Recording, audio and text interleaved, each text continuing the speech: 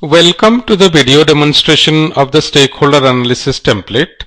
As you may be aware, stakeholders are extremely critical for success of any business initiative, and a business analyst must be in a position to identify, categorize and manage all relevant stakeholders.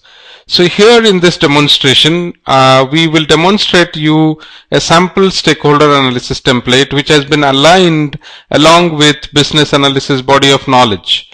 The first page is obviously the cover page, where we just write the name of the project for which we are undergoing or preparing this stakeholder analysis template, and certain revision history in terms of the version number of this document, the date and the authors for this template, and the changes made from the previous version.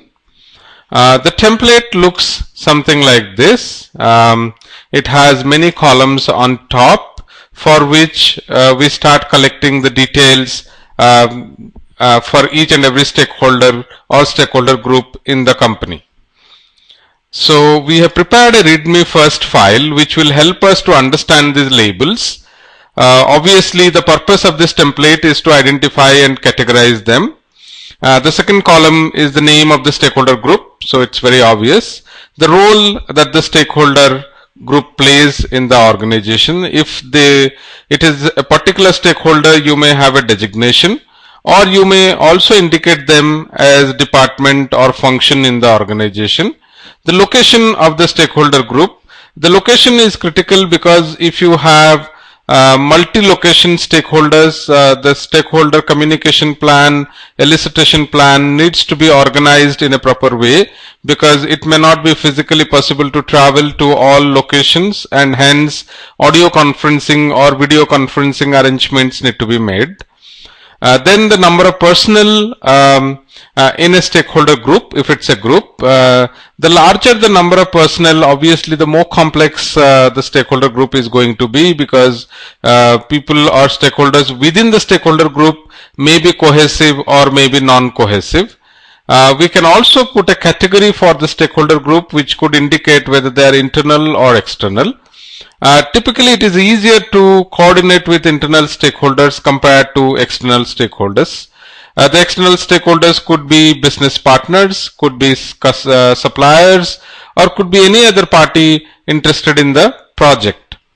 The complexity of the stakeholder group could come mainly from the fact that they could be multi-locational, a large number of groups, or they are external, or they are non-cohesive. Based on that, we can put a complexity of the stakeholder group maybe in the high, medium, low category.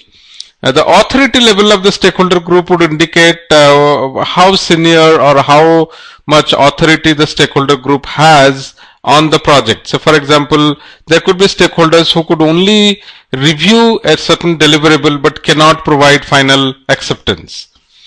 Influence is again the level of influence that the stakeholder or stakeholder group has. We typically rate it between 1 to 5, 1 being lowest and 5 being highest.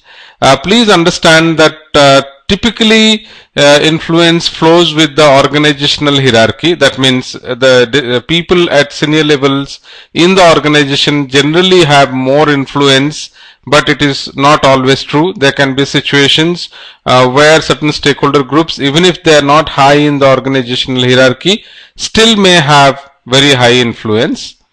Then the interest level of the stakeholder group in terms of how much they would like to get involved in the project. Interest depends on how much of the project solution will bring value to the stakeholder group.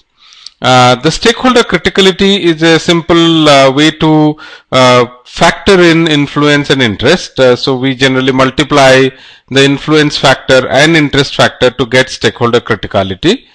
Then we also try to capture key expectations and special needs for each stakeholder group, because each stakeholder or stakeholder group may be expecting something to come very critical to the stakeholder group.